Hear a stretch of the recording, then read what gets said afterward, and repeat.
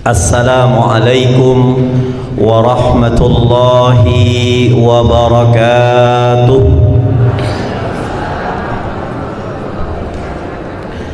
Alhamdulillah al-qail inna iddatash shuhuri 'indallahi 12 syahran fi kitabillah yawma khalaqas samawati wal ard minha arba'atun hurum.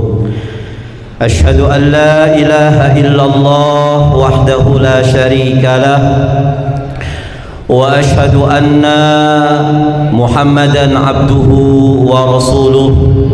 Allahumma salli wa sallim ala rasulillahi sallallahu alaihi wasallam wa ala alihi wa ashabihi wa man sara ala nahjihi wa tamassaka bi sunnati rasulih wa sallama tasliman katsira. Amma ba'du, ittaqullaha haqqa tuqatih wa la tamutunna illa wa antum muslimun.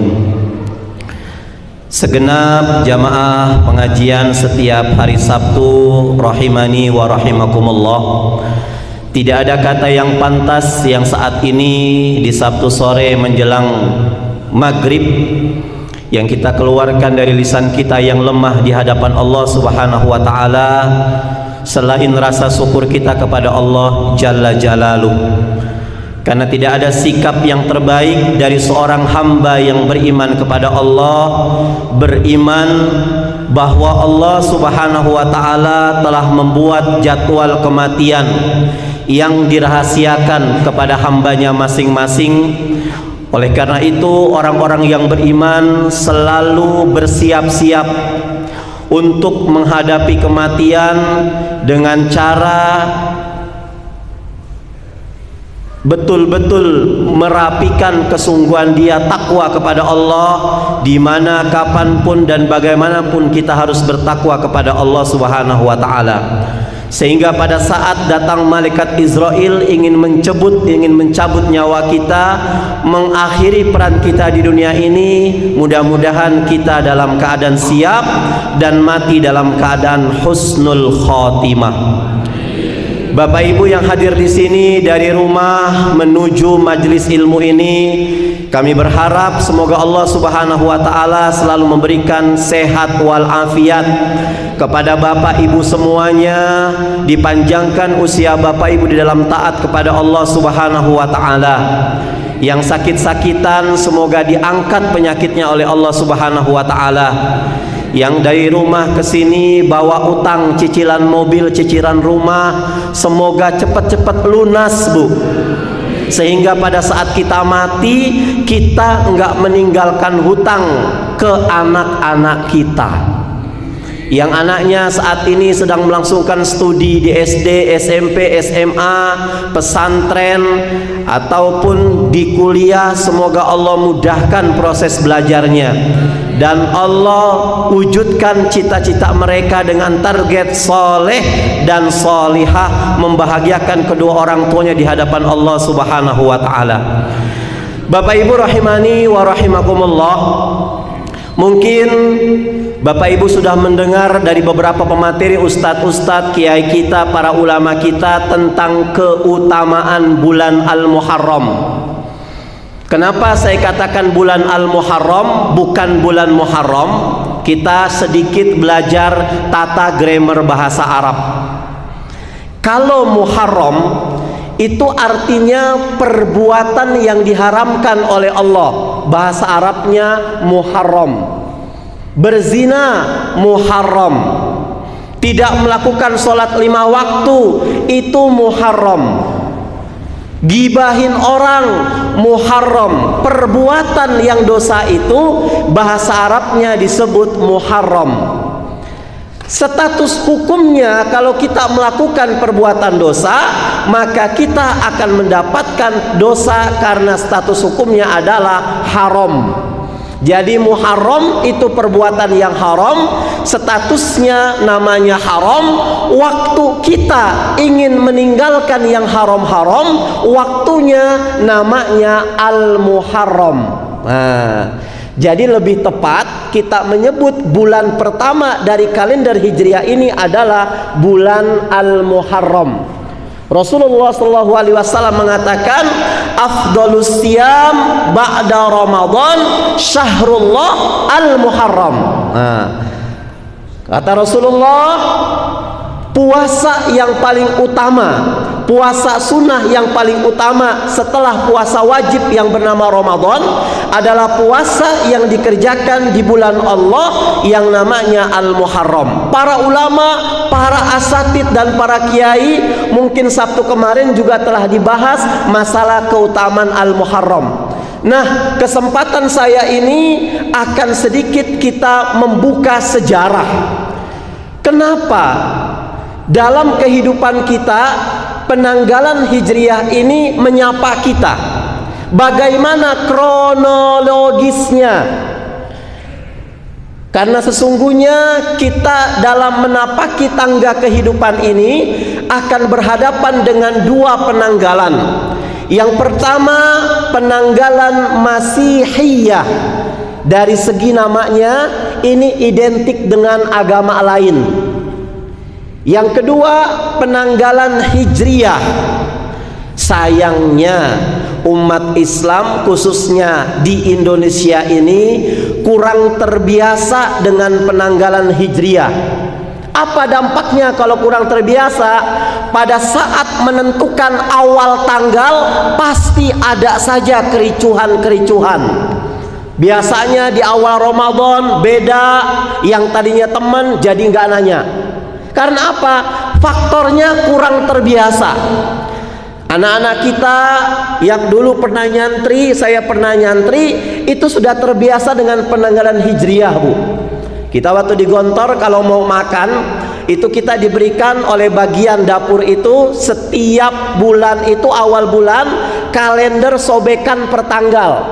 Kalau pagi warnanya putih, kalau siang warnanya merah, kalau malam warnanya kuning. Kalau saat ini tepat di tanggal 8 Al-Muharram, kita mau makan malam, kita nyobek tuh tanggal 8-nya. Kita pergi ke dapur, kita serahkan sama petugas dapur, kita dapat nasi dan lauk pauknya. Jadi kita paham, oh hari ini tanggal 8 Al-Muharram, berarti besok tanggal 9 Al-Muharram.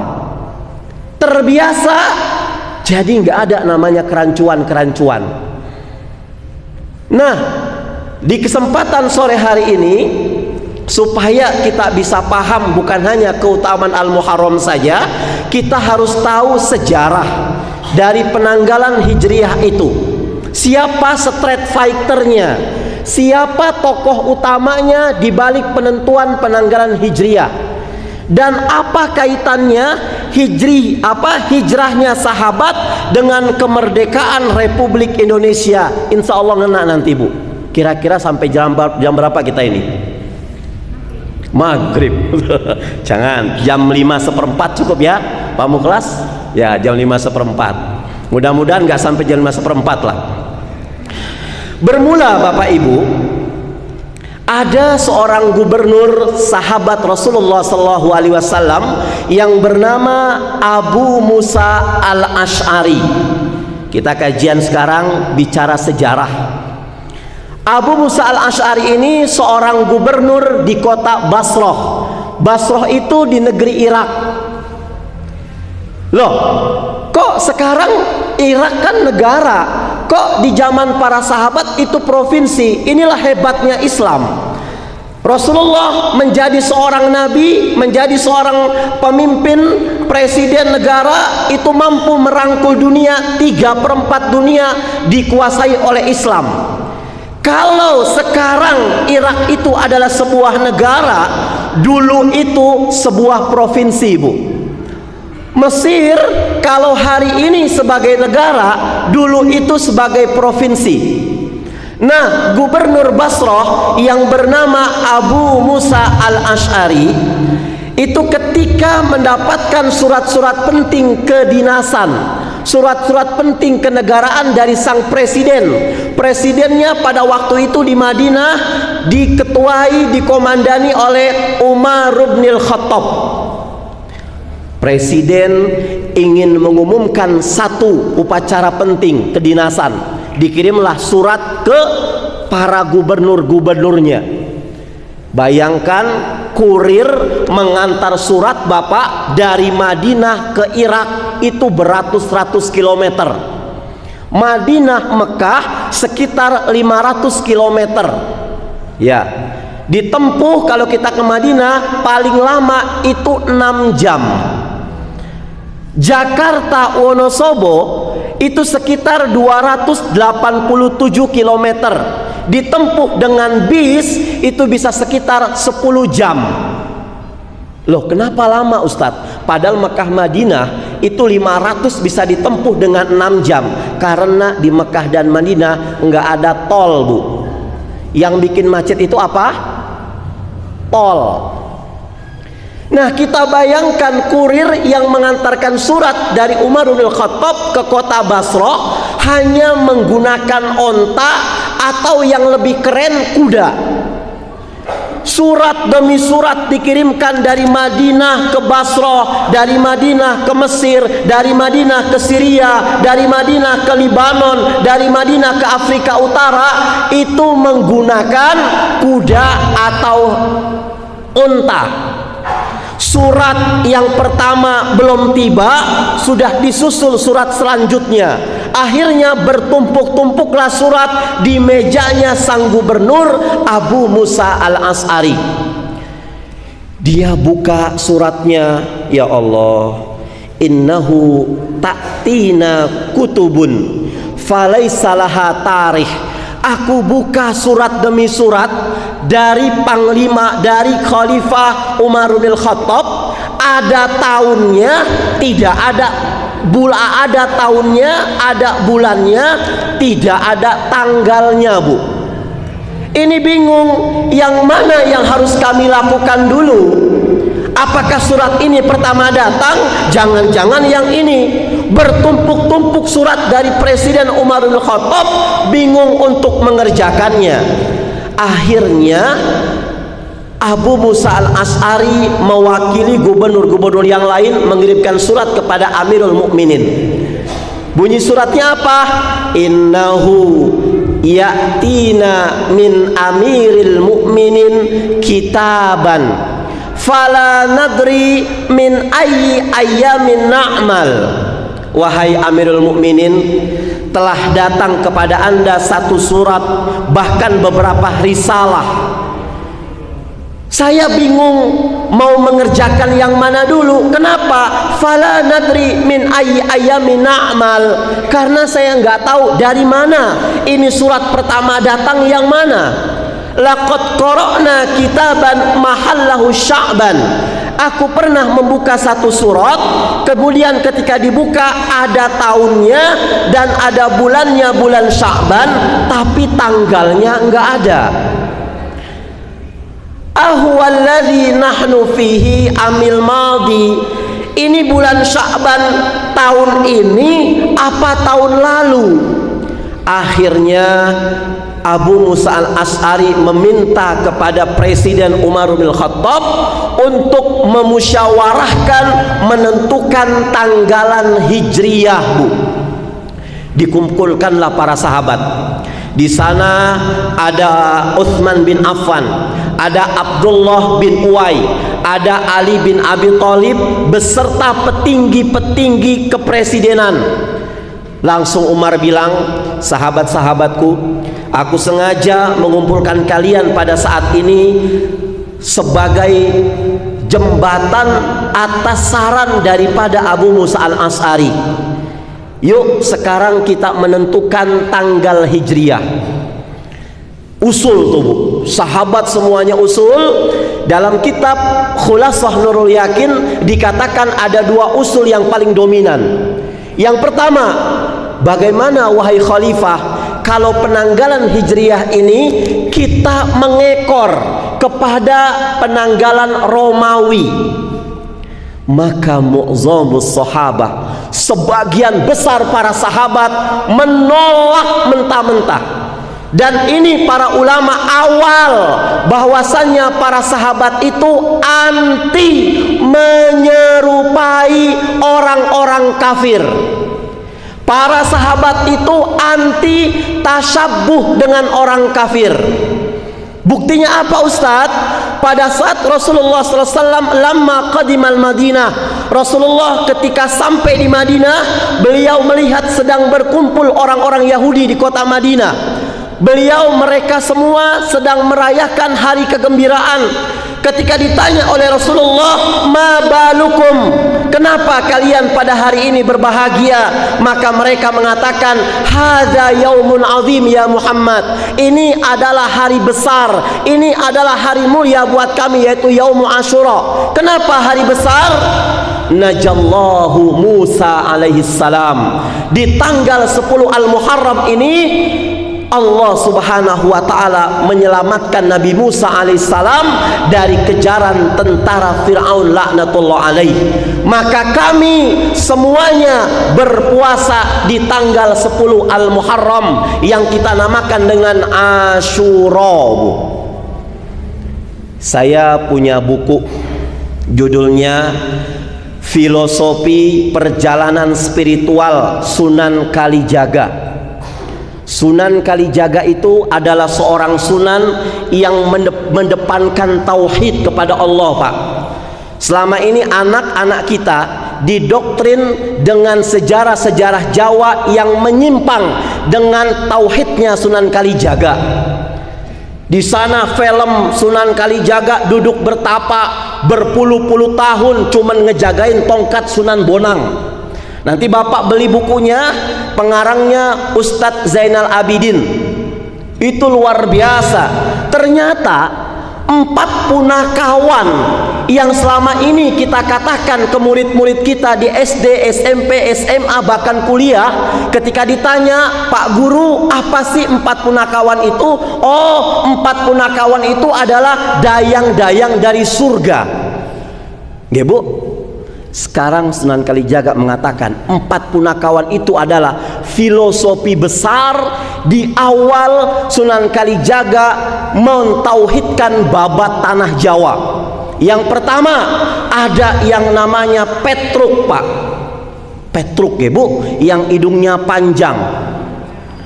Dari kata-kata taroka yatruku, artinya meninggalkan. Sunan Kalijaga melihat suasana di babat tanah Jawa berbau mistis, berbau tahayul, berbau kurofat. Langsung beliau memberikan satu filosofi, fatruk masiwallah, tinggalkan segala sesembahan kecuali hanya kepada Allah. Orang Jawa nggak bisa nyebut fatruk, akhirnya Petruk, Bu. Ya, ini Sunan Kalijaga sebagai pondasi kita. Makanya dalam rukun Islam, kalau rukun Islam ini sempurna, maka kita masuk surga. Bunyal Islamu ala khamsin.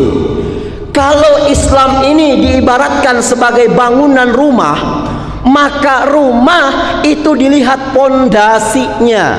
Kalau pondasinya kokoh, maka bangunan akan tahan lama. Kalau Islam ini diibaratkan bangunan, maka apa pondasi Islam?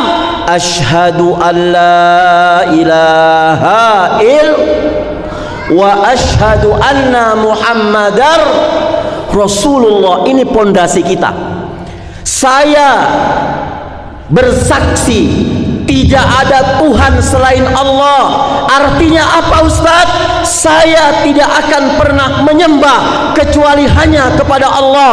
Saya tidak akan minta tolong kecuali hanya kepada Allah. Saya tidak akan menggantungkan hidup saya kecuali hanya kepada Allah. Saya tidak akan pernah takut kecuali hanya kepada Allah.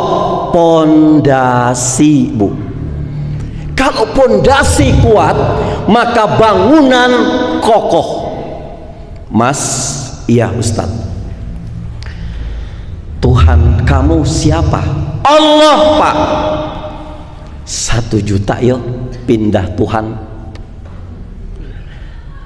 Moh Pak, sekali Tuhan saya Allah, sampai mati Allah. 20 juta pindah Tuhan. Pak, jangankan 20 juta, 1 miliar dikasih saya untuk saya pindah Tuhan saya, sampai kapanpun, sampai titik darah saya yang penghabisan, Allah sebagai Tuhan saya. Ini pondasinya luar biasa Pak. Zaman sekarang susah Bu, dimana minyak goreng longko, gula langka, beras langka. Ustadz, siapa? Babi haram Ustadz, haram. 5 juta Ustadz. Apa Pak 5 juta? Halom Pak, halom. 20 juta Ustadz. Jadi haram, halom jadi halal Bu. Pondasi yang penting tuh, hati-hati. Fatruk masih wallah, tinggalkan segala sesembahan kecuali hanya kepada Allah. Ini Sunan Kalijaga. Kamu mau dimaafkan oleh Tuhan yang Maha Esa, silahkan masuk lewat pintu yang namanya gapura. Apa itu gapura? Ghafuro, pintu ampunan. Masuk, basuh kaki kamu, muka kamu, mulut kamu, masuk ke dalam masjid, doa kepada Allah. Biasanya kalau di Sunda Bu, kalau mau Ramadan setelah taraweh, kita disediakan kue apem Pak. Ya, apem yang gak ada rasanya dicocol. Tahu dicocol Bu? Dicocol sirup. Apem itu makanan yang ditradisikan oleh Sunan Kalijaga untuk orang setelah sholat, dengan filosofinya afuwun, dimaafkan oleh Allah. Afuwun, babat tanah Jawa karena nggak bisa ngaji, nggak bisa nyebut afuwun, jadi apem Pak. Semar, semar dari kata-kata simarun, paku. Jadi orang seperti paku, punya prinsip. Semakin paku itu lurus, maka semakin dia dipukul sama martil ngebu. Tapi sekali-kali paku itu bengkok, martil nyetop mukul dia. Artinya orang Islam kalau sekalinya dia lurus, sampai kapanpun tidak ada orang yang senang. Utara nginjek, selatan mencaci maki, timur menempeleng. Tapi kalau Islam kita sudah bengkok-bengkok, nggak ada yang bakal marah-marah sama kita. Simarun harus tegak lurus seperti paku, punya prinsip. Sekali Allah tetap Allah, sekali Rasulullah tetap Rasulullah SAW. Sesibuk apapun kita, punya prinsip. Dipanggil suara azan, hayya 'alas shalah, tinggalkan segala apa yang bikin menyibukkan kita dunia, kita langsung lapor kepada Allah Subhanahu wa Ta'ala. Ini prinsip daripada Petruk dan prinsip daripada Semar. Yang ketiga, bagong. Dari kata-kata bago, artinya pemberontak. Umat Islam harus miris melihat kemungkaran yang ada di depan mata kita. Minimal ketika kita punya anak, subuhnya belum bangun-bangun, ini kemungkaran di dalam keluarga Bu. Kita sudah ngaji, nggak kepengen anak kita dilahap api neraka jahanam, kita bangunkan anak kita. Ini amar ma'ruf nahi mungkar. Bagong, marro'a minkum mungkaran falyughayyir biyadih. Barang siapa yang melihat kemungkaran di depan mata Anda, maka Rasul mengajarkan agar dirubah dengan tangan kita. Ini simbol daripada penguasa. Penguasa itu punya pasukan, penguasa itu punya armada, penguasa itu punya sistem, penguasa itu punya dana, penguasa itu punya SOP. Bagaimana kekuasaan dia untuk mendekatkan diri kepada Allah Subhanahu wa Ta'ala? Simbolnya adalah tangan. Kalau dengan tangan kita nggak sanggup, bilisan. Ini simbol daripada anggota-anggota dewan di parlemen, simbol daripada dai, simbol daripada kiai, simbol daripada ustadz. Tangan nggak bisa, lisan nggak bisa, hati minimal kita kecewa, minimal kita nggak nyaman ketika ada kemaksiatan-kemaksiatan yang ada di depan mata kita, minimal tidak join dengan kemaksiatan itu. Yang terakhir Petruk, Semar, Bagong, terakhir apa? Gareng. Dari kata-kata korona, korinun, artinya pendamping. Kalau tauhid kita sudah bagus, prinsip kita sudah ada, kita berani amar ma'ruf nahi mungkar, untuk ekspansi dakwah kita rangkul semua. Enggak melihat rasnya, tidak melihat warna kulitnya, tidak melihat mazhabnya apa, selama dia Tuhannya Allah dan Rasulnya Muhammad SAW, dia adalah saudara kita. Kalau saudara seiman itu, kalau jauh saling mendoakan, kalau dekat saling mengajak dalam kebaikan. Bu, Sabtu nanti ada pengajian loh di kantor PGRI, yuk kita ke sana. Ini dakwah, Bu. Yang mengajak dapat satu orang, apa kata Rasulullah SAW? Man dalla ala khairin falahu mislu ajri fa'ilihi. Barang siapa yang menunjukkan kepada kebenaran, maka dia akan mendapatkan pahala orang yang mengerjakan kebaikan itu. Nah, ini ya. Jadi awalnya itu ketika momentum Hijriah itu para sahabat menolak untuk puasa tanggal 10 Al-Muharram. Kenapa? Ya Rasulullah, bagaimana mungkin kami puasa tanggal 10 Muharram? Kenapa? Innahu yaumun yu'azzimuhumul yahud. Karena tanggal 10 Al-Muharram itu adalah tanggalnya orang-orang Yahudi, mereka berpuasa. Sementara Anda pernah mengatakan kepada kami, man tashabbaha biqaumin fahuwa minhu. Siapa yang meniru-niru satu komunitas, meniru-niru tradisi orang lain, maka dia termasuk daripada orang lain tersebut.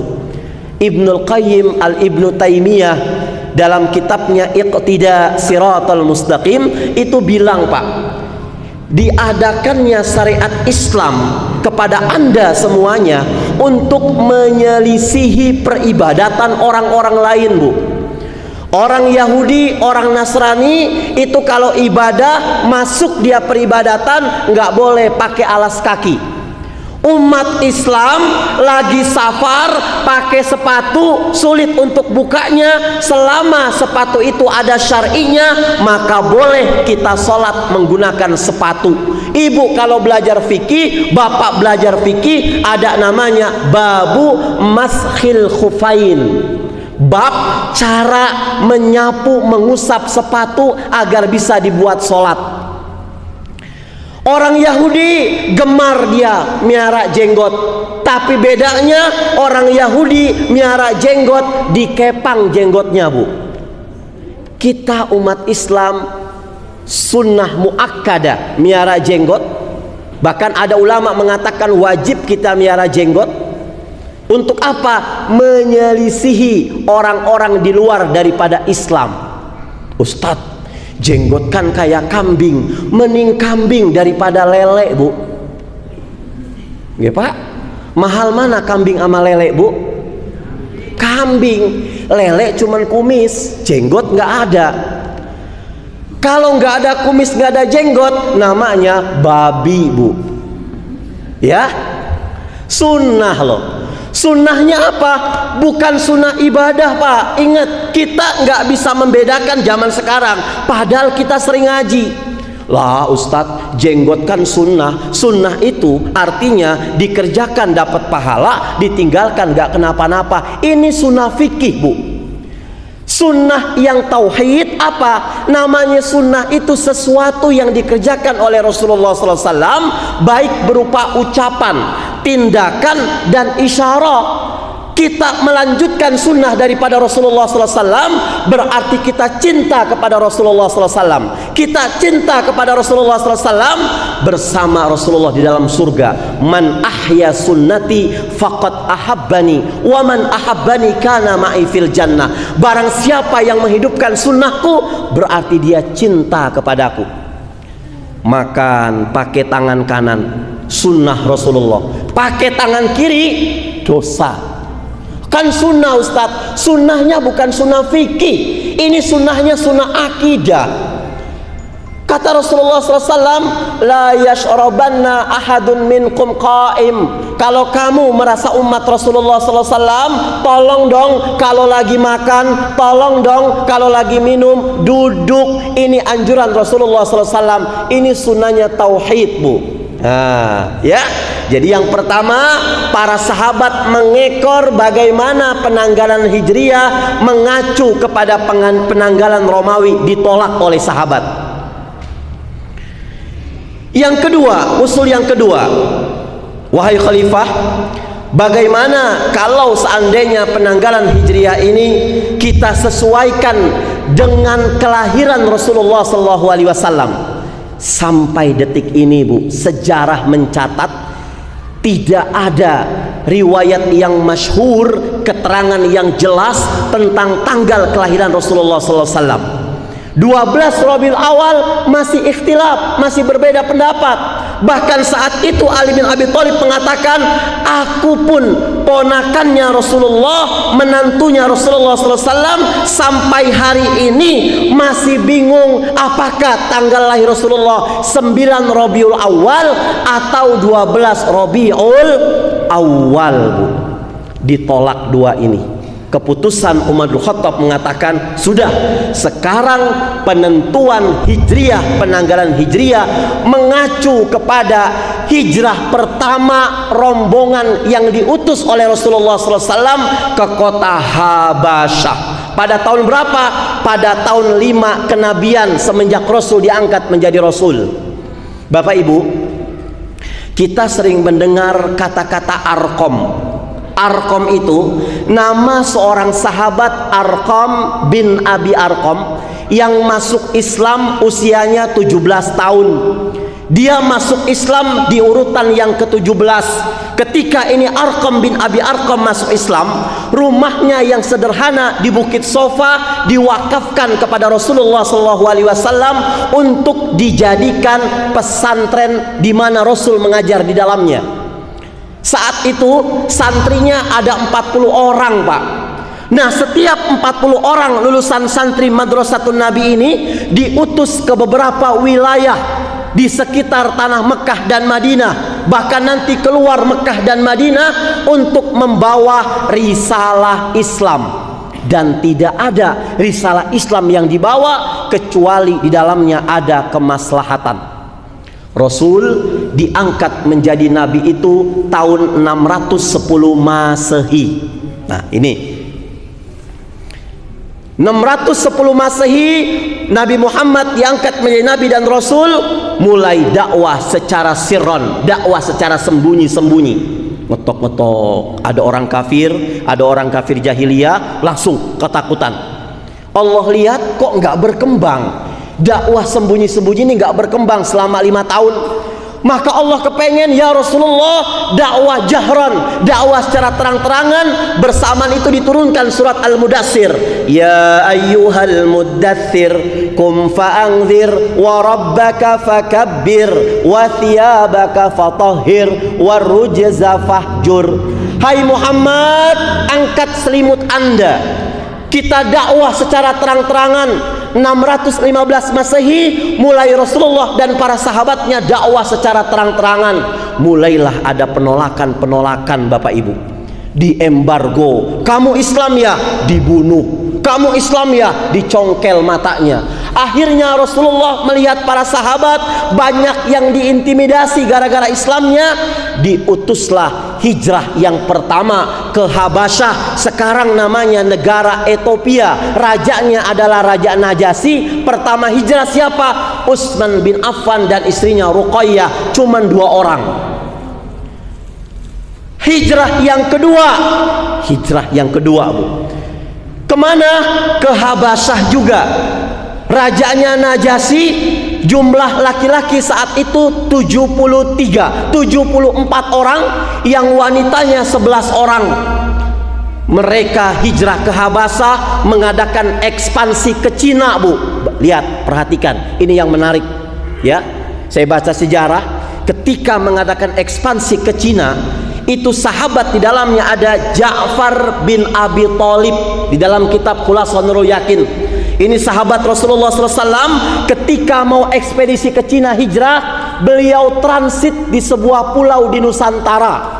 Pulau ini penghasil kamper terbesar di dunia, namanya Pulau Barus, 414 km dari kota Medan. Sekarang kota Barus dihapus menjadi kota Tapanuli. Tahu Tapanuli, Bu? Islam di sana transit di bawah kepemimpinan Ja'far bin Abi Thalib. Akhirnya mereka menusantarakan Islam. Jangan dibalik, menusantarakan Islam. Setiap risalah Islam dibawa pada satu tempat, maka muncul maslahah-maslahah. Setelah itu muncullah Indonesia dengan keislamannya, muncullah Malaysia dengan keislamannya, muncullah Filipina Selatan dengan keislamannya, muncullah Thailand dengan keislamannya, muncullah negara Rohingya, sukunya namanya Rohingya, dengan keislamannya. Sejarah mencatat maslahah yang luar biasa. Muawiyah bin Abi Sufyan, hijrah yang ketiga, diutus ke Afrika Utara, mengadakan ekspedisi dari Mesir, lanjut ke Libya, lanjut ke Tunisia, lanjut ke Maroko, lanjut ke Aljazair, terakhir ke Syria, Sam. Di sana ada masjid namanya Masjid Muawiyah bin Abi Sufyan. Setelah Muawiyah meninggalkan itu, Muawiyah mengutus seorang gubernur namanya Musa bin Misr agar menjadi gubernur Afrika Utara. Baru jadi 2 bulan jadi gubernur, datanglah tamu dari Andalusia. Andalusia itu Spanyol, Bu. Dia bilang, wahai orang-orang Islam, tolong kami. Loh, kenapa masyarakat Andalusia saat ini? Kami di bawah tekanan orang-orang Nasrani. Presidennya adalah Raja Londre, bukan laundry, Bu, Londre. Tolong kami, bebaskan kami dari kungkungan Raja Londre. Akhirnya Musa bin Misr mengutus 10.000 pasukan tentara Islam di bawah komando Tariq bin Ziyad, langsung memerangi Raja Londre. Habis Raja Londre dengan pasukannya. Akhirnya bebaslah orang-orang Andalusia Spanyol dari kungkungan orang-orang Nasrani. Mereka pamit pulang. Kata orang-orang Andalusia, Mas, tolonglah bilang ke gubernur kalian Musa bin Misr agar orang-orang Islam ini untuk beberapa waktu tinggal di Spanyol. Tercatat dalam sejarah 700 tahun Andalusia memiliki peradaban Islam yang luar biasa, Pak. Islam hadir di satu tempat, maslahah. Ketika Islam hadir di bumi babat tanah Jawa Indonesia ini, lihat, cek dalam sejarah, kemerdekaan Indonesia ini ada kaitannya dengan hijrah para sahabat radhiyallahu anhum ajma'in, Bu. Kita tahunya kemerdekaan ini berhasil karena memangku senjata, kontak fisik dengan senjata. Bukan, ini cuma sebagian. Di dalamnya ada nilai-nilai Islam, Bu. Nanti kalau main ke Taman Pintar, ke toko buku di Jogja, cari buku judulnya Api Sejarah. Pengarangnya Ahmad Mansur Setionegoro. Ada 2 jilid. Warnanya edisi pertama, saya punya revisi pertama itu hitam kemerah-merahan. Penerbitnya Salamadani. Di halaman 437 sampai 439, di saat diterangkan bagaimana Allah Subhanahu wa taala menerangkan di buku ini tentang anugerah Allah memberikan kepada Indonesia ini luar biasa.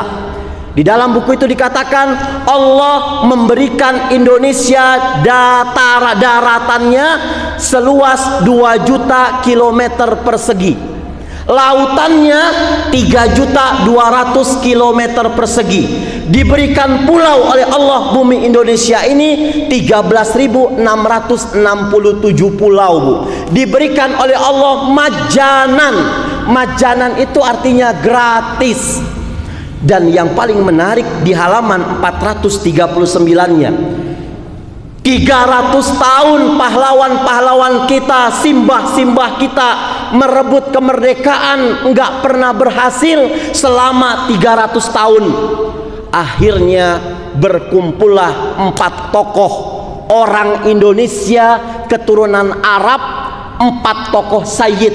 Yang pertama Sayyid Abdurrahman, yang kedua Sayyid Al-Fakhir, yang ketiga Sayyid Shaykhan, yang keempat Sayyid Muhammad bin Abdullah. Mereka ngumpul tahun 1911 Masehi di Tanah Abang, di Desa Krukut, memusyawarahkan kenapa selama 300 tahun ini Indonesia kok nggak pernah merdeka, apa salahnya. Diundanglah beberapa elemen-elemen umat Islam saat itu. Mereka mendirikan namanya Al-Khairat. Datanglah Ki Haji Ahmad Dahlan dari Jogja, datanglah Ki Haji Samanhudi dari Solo, datanglah Haji Said Cokro Umar Cokro Aminoto dari Surabaya. Diajarkan bagaimana cara orasi, diajarkan bagaimana cara berperang. Enggak sampai ratusan tahun, 34 tahun.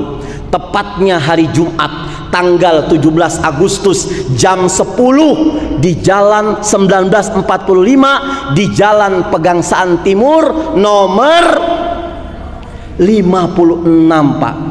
Ternyata di SD, SMP, SMA bahkan kuliah cuman sampai ini sejarah mencatat ada yang disembunyikan.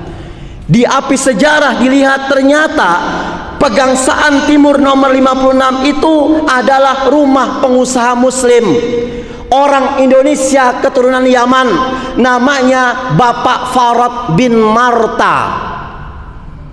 Diwakafkan rumah itu kepada Bung Karno untuk Indonesia, kepada Bung Hatta untuk Indonesia, untuk merencanakan kemerdekaan Republik Indonesia. Malam Jumatnya sebelum besok memproklamirkan negara Indonesia, malam Jumatnya Bung Karno dalam keadaan masuk angin, kecapean, letih, dibawa oleh para pemuda, dilarikan ke Rengas Dengklok. Sampai di sana oleh Farad bin Marta diberikan madu Yaman, dan atas izin Allah besoknya pulih jam 10 langsung mendeklarasikan proklamasi. Ketika terdengar proklamasi di seantero bumi Indonesia, semua rakyat Indonesia bertakbir, Allahu Akbar, Allahu Akbar, Allahu Akbar. Dan saking benarnya nilai-nilai Islam ini, negara mengakui. Gimana negara mengakui? Lihat preambul muqaddimah Undang-Undang Dasar 1945. Atas berkat rahmat Allah yang maha kuasa dan dengan didorongkan oleh keinginan luhur. Ini pengakuan adab yang begitu sopan dari para ulama-ulama pahlawan dulu. Mereka mendahulukan kekuasaan Allah daripada dorongan leluhurnya. Kenapa? Kalau hanya dengan kedorongan luhur, nggak akan pernah merdeka Indonesia tanpa dengan kuasa dari Allah Subhanahu wa Ta'ala. Karena negara begitu yakin dengan nilai-nilai Islam, maka dirumuskanlah di rumusan Pancasila, sila pertama, ketuhanan yang Maha Esa. Bagaimana negara menafsirkan ketuhanan yang Maha Esa? Dibuatlah pasal 29 ayat 1. Negara menjamin kemerdekaan tiap-tiap negara berdasarkan atas ketuhanan yang Maha Esa. Bagaimana cara menafsirkan pasal 29 ayat 1-nya? Lihat pasal 29 ayat 2-nya. Negara menjamin kemerdekaan tiap-tiap penduduk untuk memeluk agamanya dan beribadah menurut kepercayaan itu. Tidak ada yang terpisah daripada nilai-nilai Islam, Bu. Terus lalu apa yang harus kita kerjakan saat ini mengisi kemerdekaan? Kembali bagaimana cara mendekatkan diri kita kepada Allah Subhanahu wa ta'ala.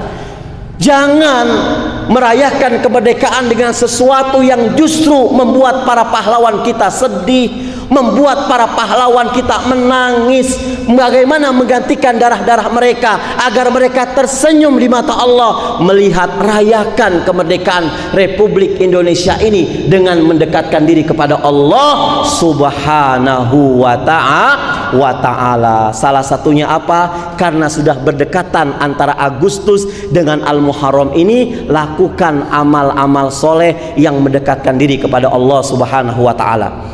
Kalau tidak, kalau kesepakatan mudah-mudahan besok Ahad sudah tanggal 9 Al-Muharram. Rasul nyuruh kita tanggal 10 Al-Muharram. Lebih baik kata ulama, supaya kita bisa menyelisihi orang-orang terdahulu, orang-orang Yahudi, maka lebih baik dahulukan puasa 10 Al-Muharram dengan tanggal 9 Al-Muharramnya. Kalau tanggal 9 Al-Muharram kita lupa tidak puasa, maka Ibnul Qayyim mengatakan boleh ditambah dengan tanggal 11 Al-Muharramnya. Mana yang lebih baik, mendahulukan sebelum puasa sebelumnya atau puasa setelahnya? Jumhur ulama dalam kitab Bidayatul Mustahid wa Nihayatul Muqtasid, 4 mazhab mengatakan yang lebih baik itu mendahulukan sebelumnya di tanggal 10 Al-Muharram. Dan tradisi kita ini harus kita bicarakan, Bu, supaya kita tahu ya. Tanggal 10 Al-Muharram ini Rasul mengatakan, man masaha yadahu ala ra'sil yatim rafa'u fi yaumi Asyura rafa'allahu likulli sya'rin darajatan.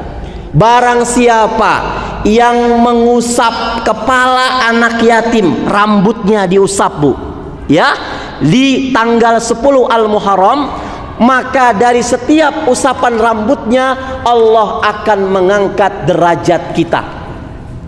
Dari segi hadis ini lemah. Dari segi keutamaan kita nilainya adalah sedekah. Ya, Bu. Ya, jadi tidak ada kewajiban untuk mengusap rambut anak yatim. Ibnul Qayyim bilang mengusap di sini artinya apa? Rasa memiliki anak yatim dengan menyantuni mereka. Tapi hadisnya lemah. Kalau hadisnya lemah, apakah boleh kami kerjakan, Ustadz? Boleh, tapi jangan dikhususkan. Karena anak yatim khususnya di Parakan ini butuh uang bukan pas tanggal 10 Al-Muharram saja, Bu. Setiap bulan dia butuh, ya. Pas lebaran dia butuh. Alangkah baiknya kita ambil satu jadi anak asuh mereka. Jadikan Al-Muharram ini adalah bulan yang terbaik kita introspeksi diri kita. Yang tadinya sholat kita belang-belang, ketika tahun ini sudah mulai Al-Muharram, kita tingkatkan kesempurnaan kita kepada Allah Subhanahu wa ta'ala. Apapun kejadian perbuatan di tahun lalu yang bisa membuat Allah murka kepada kita, di tahun Al-Muharram ini kita tinggalkan semuanya. Ada waktu 5 menit, mari sama-sama kita berdoa kepada Allah Subhanahu wa ta'ala. Semoga Allah Subhanahu wa ta'ala memberikan rahmatnya di kumpul kita pada sore hari ini, dan kita pulang dari majlis ta'lim ini ke rumah membawa segudang pahala dan diampuni dosa-dosa kita. Al-Fatihah. A'udzu billahi minasy syaithanir rajim. Bismillahirrahmanirrahim. Alhamdulillahi rabbil alamin. Arrahmanir rahim. Maliki yaumiddin. Iyyaka na'budu wa iyyaka nasta'in. Ihdinas siratal mustaqim. Siratal ladzina an'amta 'alaihim ghairil maghdubi 'alaihim waladdallin. Astaghfirullahaladzim, astaghfirullahaladzim, astaghfirullahaladzim. Bismillahirrahmanirrahim. Alhamdulillahi rabbil alamin. Allahumma salli ala Muhammad wa ala ali Muhammad. Allahumma ij'al tajamma'ana hadha tajamma'an marhuman wa tafarruqana hadha tafarruqan ma'suman.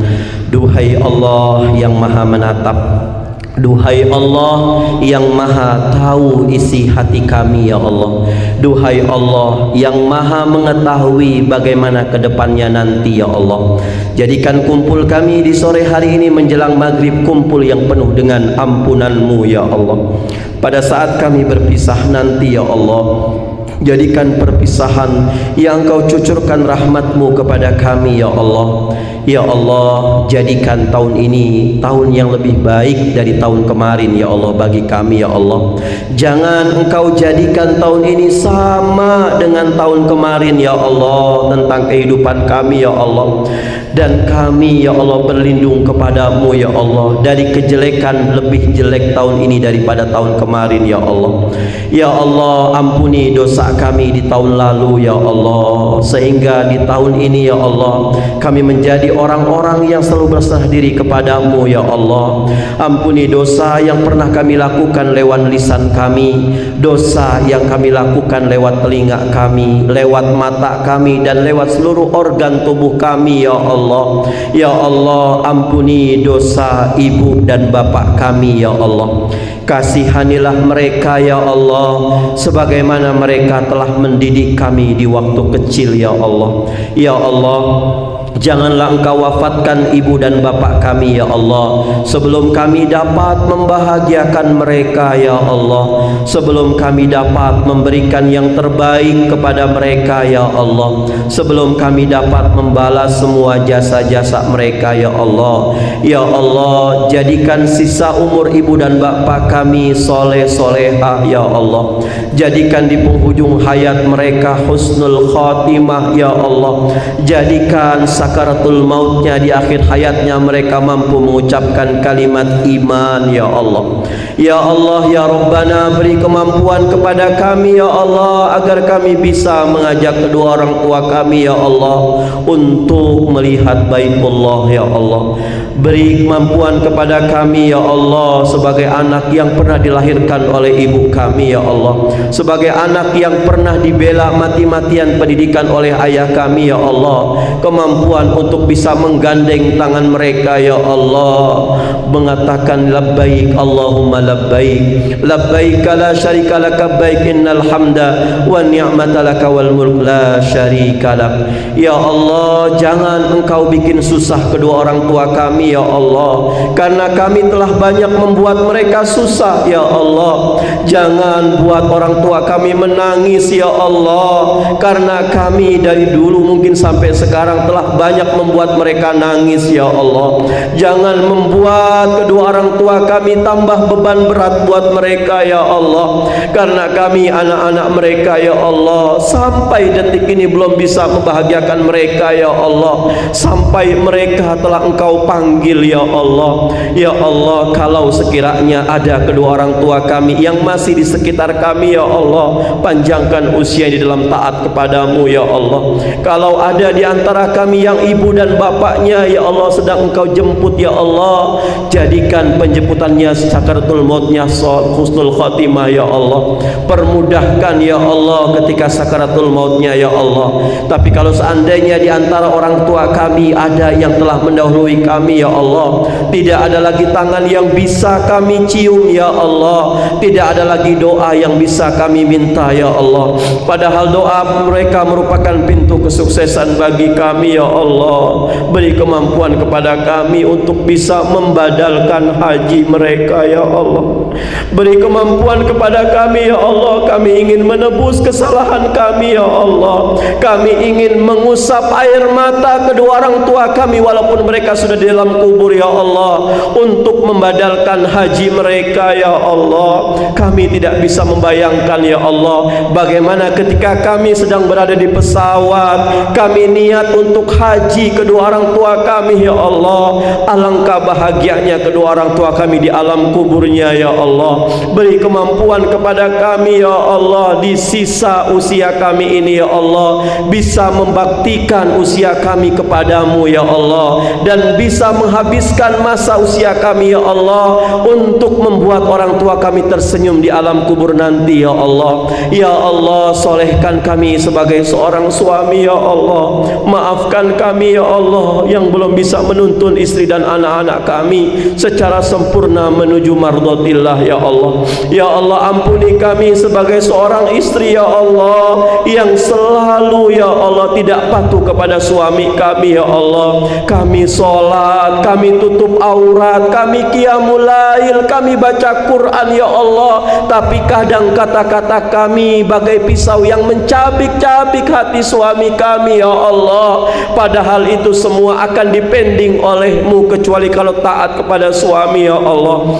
Ya Allah, ajarkan kami sebagai seorang istri bagaimana cara mengabdi kami kepada suami, dan bagaimana cara merangkul anak-anak kami ya Allah untuk menjadi anak-anak yang soleh-soleha, anak-anak yang ketika kami sudah dalam kubur ya Allah, anak-anak kami bisa mendoakan kami, Rabbighfirli wali walidayya warhamhuma kama rabbawna shighara. Ya Allah ya Rahman, di antara kami ada yang sakit ya Allah, sudah berobat kemana-mana ya Allah, sudah menghabiskan uang mungkin puluhan juta ya Allah, tapi belum Engkau sembuhkan ya Allah. Lewat majlis ini ya Allah, tolong sembuhkan penyakitnya ya Allah. Mungkin di antara kami ada yang hajatnya belum Engkau kabulkan ya Allah, hutangnya belum Engkau lunasi ya Allah, kehidupannya belum Engkau berikan kelayakan ya Allah. Lewat doa ini, lewat majlis kami ya Allah, kami yakin di antara kami ada orang-orang yang saleh, ada orang-orang yang salehah, yang hatinya bersih,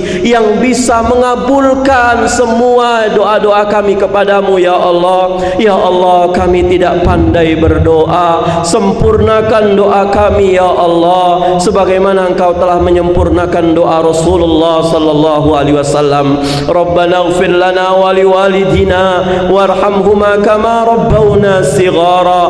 Rabbana atina min ladunka rahmah wa hayyi' lana min amrina rasyada. Rabbana atina fid dunya hasanah wa fil akhirati hasanah wa qina adzaban nar. Walhamdulillahi rabbil alamin. Al-Fatihah. A'udzu billahi minasy syaithanir rajim. Bismillahirrahmanirrahim. Alhamdulillahi rabbil alamin. Arrahmanir rahim. Maliki yaumiddin. Iyyaka na'budu wa iyyaka nasta'in. Ihdinas siratal mustaqim. Siratal ladzina an'amta 'alaihim ghairil maghdubi 'alaihim waladdallin. Amin. Nasrullah wa fatun qarib wa basyiril mu'minin. Mohon maaf lahir batin. Assalamualaikum warahmatullahi wabarakatuh.